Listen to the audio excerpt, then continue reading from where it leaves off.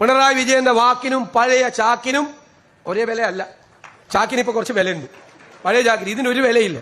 അപരാജിത യാത്രക്കൊടുക്കം പട നയിച്ചവൻ തന്നെ നാട് നയിക്കുന്നത് കാണാൻ ആകാംക്ഷയോടെ കാത്തിരിക്കുകയാണ് അണികൾ. 2021 തുടർച്ചയായി രണ്ടാം വട്ടവും അധികാരമില്ലാതെ കോൺഗ്രസ് തകർന്നുപോയ സമയം. ചെന്നിത്തലയും തോറ്റെടുത്ത് ഇനി ആരെന്ന ചോദ്യം. പ്രസ്ഥാനം കൺമുന്നിൽ ഇല്ലാതാകുന്നത് കണ്ടു നിൽക്കാൻ കഴിയാതെ മുഖം പൊത്തിയിരുന്നവരുടെ കണ്ഠനാളങ്ങളിലൂടെ ഇടറി വീണ ഒരു പേരായിരുന്നു വി ഡി സതീശൻ. അറ്റകൈക്ക് നേതൃത്വം പുതിയ പരീക്ഷണത്തിന് ഒരുമ്പെട്ടു. ജയിച്ച MLA-മാരിൽ ഒരാളുടെ പോലും പിന്തുണയില്ലാതെ അതുവരെ ഒരു മന്ത്രി പോലുമാകാത്ത വി ഡി സതീശൻ പ്രതിപക്ഷ നേതാവായി. സ്വയംഭൂ വലത്തോട്ട് തിരിയുന്ന അധികാര ചക്രവും കിനാവ് കണ്ട് കന്റോൺമെന്റ് ഹൌസിന്റെ വരാന്തയിലൂടെ ഉലാത്തിയവന്റെ പേരായിരുന്നില്ല വി ഡി സതീശൻ. പാർട്ടി ഉണ്ടെങ്കിൽ അധികാരമുള്ളൂവെന്ന് മുൻഗാമികളുടെ അനുഭവങ്ങളിൽ നിന്ന് അയാൾക്ക് ബോധ്യമുണ്ടായിരുന്നു. പിണറായി കാലത്ത് സെമി പിണറായി ശൈലിയുമായി സതീശൻ പോരിനിറങ്ങി. ആളുണ്ടായിട്ടും പാർട്ടിയില്ലാതിരുന്ന നഗരഗ്രാമങ്ങളിൽ കോൺഗ്രസിന്റെ കൊടിക്കൂർ ഉയർന്നു. കെ സുധാകരനൊപ്പം അണികളിൽ ധൈര്യവും ചങ്കൂറ്റവും പകർന്നു. തൃക്കാക്കരയിലും പുതുപ്പള്ളിയിലും പാലക്കാട്ടും പിന്നെ ലോക്സഭാ തെരഞ്ഞെടുപ്പിലും വിസ്മയ വിജയങ്ങൾ. വെൽഫെയർ പാർട്ടി പിന്തുണയുടെ പേരിൽ വട്ടമിട്ട് വേട്ടയാടിയപ്പോഴും നിലമ്പൂരിലെ സെമി ഫൈനലിന്റെ തലേന്ന് ജമാഅത്ത് വർഗീയവാദികളല്ലെന്ന് സതീശൻ നിലപാട് പറഞ്ഞു. പാർട്ടിയെ മുച്ചൂടും ഉലച്ചുകളഞ്ഞതായിരുന്നു രാഹുൽ മാങ്കൂട്ടത്തിനെതിരായ ലൈംഗികാരോപണ പരമ്പര. UDF അണികളുടെ സ്നേഹഭാജനമായിരുന്നിട്ട് പോലും ബോധ്യങ്ങളിൽ ഉറച്ച ധാർമ്മികതയുടെ പേരിൽ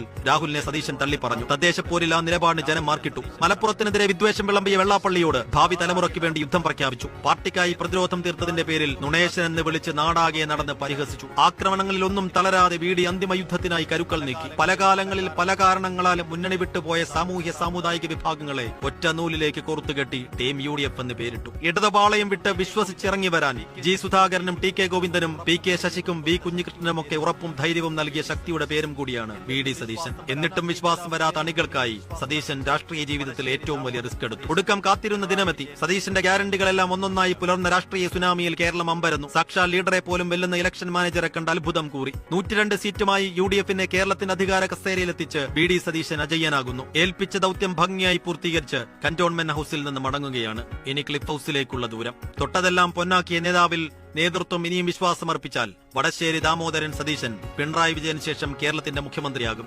അങ്ങനെ സംഭവിച്ചാൽ മന്ത്രിയാകുന്നതിന് മുമ്പേ മുഖ്യമന്ത്രിയാകുന്ന വിസ്മയ പട്ടാഭിഷേകത്തിനും കേരളം സാക്ഷിയാകും.